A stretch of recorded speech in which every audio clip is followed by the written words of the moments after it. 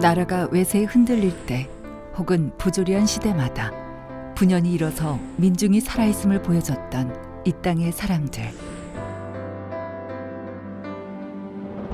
강인한 혈맥과도 같이 오랜 세월로 이어온 이 정신의 맨 앞에 동학농민혁명이 있습니다. 동학농민혁명은 1894년 일어난 우리나라 민주운동의 뿌리입니다. 당시에는 양반과 상놈이라는 중세 신분제 사회였는데 19세기라고 한다면 서세 동점기, 소위 서구 제국주의 열강이 세계 각국을 침략하던 때인데 마찬가지로 우리 동아시아에 대한 침략도 본격적으로 이루어졌을 때입니다. 대외적으로는 개황의 압박을 받고 있고 대내적으로는 비정상적인 정치체제인 세도 정치 아래에서 탐관오리가 득실득실하고 그런 속에서 우리 백성들의 삶은 국내외 상황에 따라서 굉장히 말하자면 도탄에 빠져 있는 그런 상황이었습니다. 120여 년 전 부안 백산성에서는 동학농민군들의 출정식인 백산대회가 열렸습니다. 백산대회는 본격적인 동학농민혁명의 시작을 알림과 동시에 혁명적 대의를 천명한 중요한 사건이었습니다. 전라고우를 울리고 팔도로 퍼져나갔던 백성의 함성이 백산기념비에 응집돼 있습니다.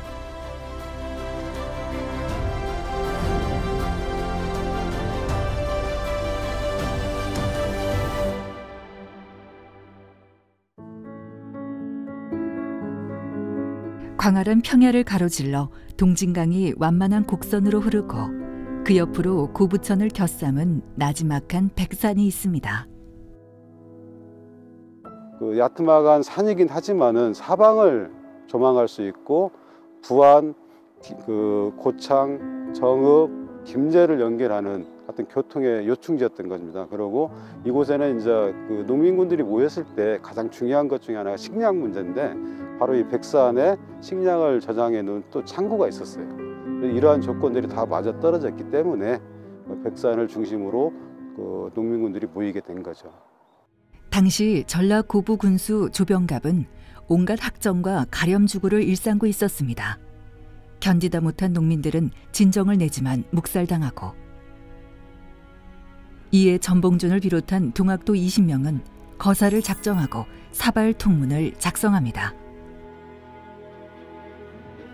군수 조병갑의 전근으로 거사 계획은 잠시 주춤했으나 1894년 1월 조병갑이 군수로 재부임하자 마침내 동학도와 농민들은 1월 10일 봉기에 고부 관할을 습격합니다.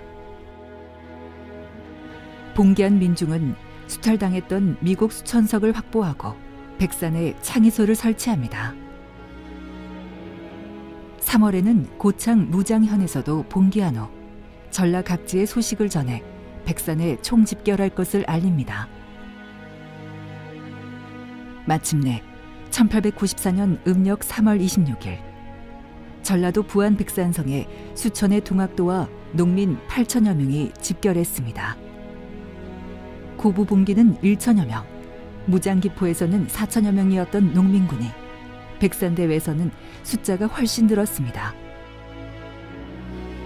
무명옷에 죽창만으로 무기를 삼은 그들의 포효는 앉으면 죽창이 산을 이룬 죽산이 되었고 일어서면 흰옷이 산을 이룬 백산이 되었습니다.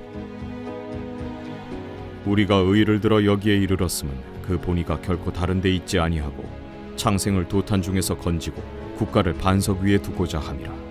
안으로는 타막한 관리의 머리를 베고 밖으로는 강포한 도적의 무리를 쫓아 내몰고자 함이라.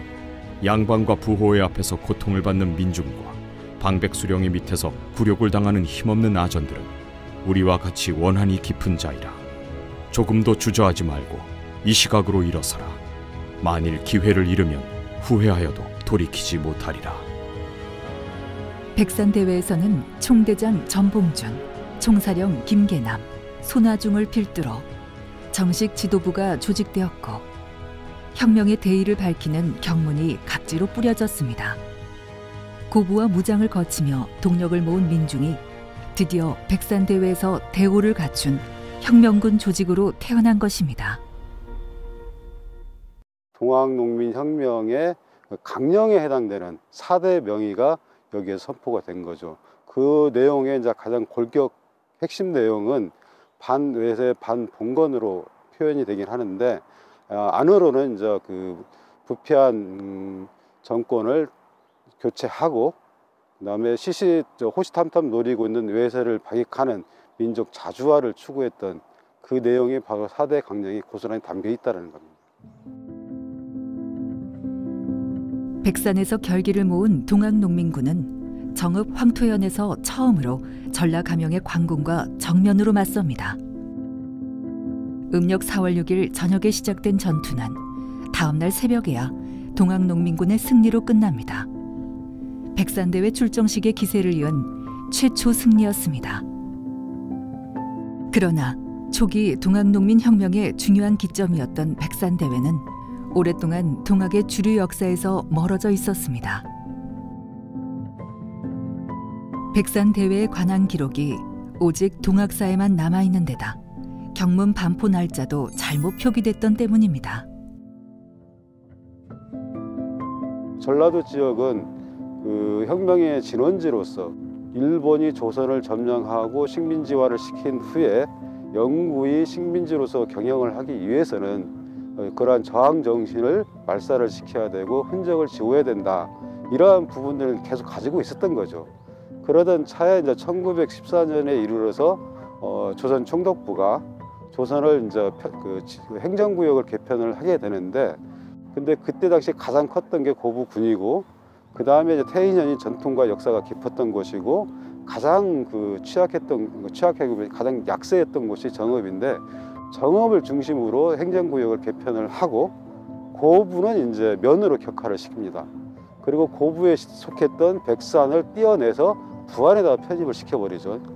동학농민혁명의 중심지였고 진원지였던 고부, 무장 이런 곳들이 면 단위로 이제 격화가 돼버리는 거고, 고창군과 정읍군이 되면서 동학농민혁명의 관심을 있게 만드는, 그리고 서로 지역끼리 분열하게 만들고 서로 갈등하게 만드는 이러한 조장을 했던 그 하나의 부산물이 됐었습니다.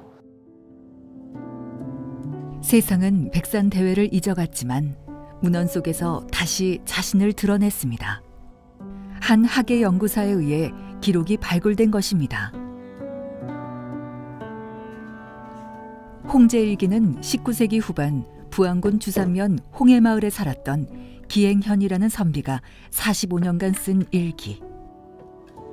특히 동학농민운동 당시 상황을 기술하는 부분에서 백산대회의 날짜와 인상을 언급하고 있습니다.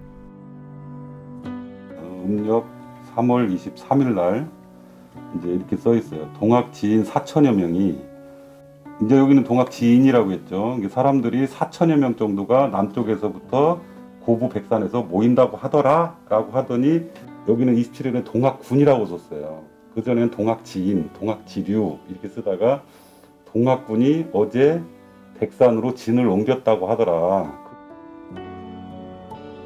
홍제일기에서는 분명히 백산대회 날짜를 음력 3월 26일로 명기하고 있고, 동학군으로 지칭함으로써 혁명성까지 간접적으로 밝혀주고 있습니다. 마지막 할아버님이 이제 보관하셨는데, 그분도 이제 돌아가시면서 제가 이제 또 장남이다 보니까, 종손이다 보니까 그걸 가져오게 됐어요. 지분 노트에도 이것만큼은 굉장히 소중하게 그렇게 보관을 해오셨더라고요. 그리고 저도 가져와가지고 굉장히 또 조심스럽게 지금까지 간직하고 있습니다.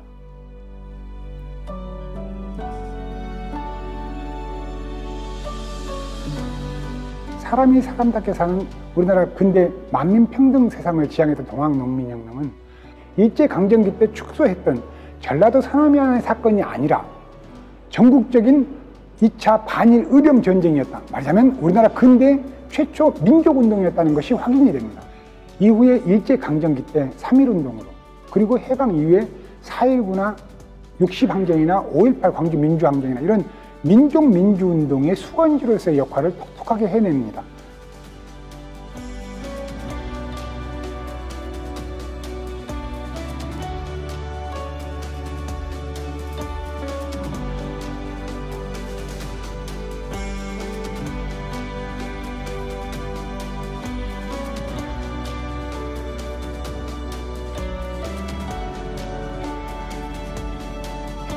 일제강점기부터 1980년대에 이어진 채석으로 황폐해져간 백산성의 한쪽 절벽면.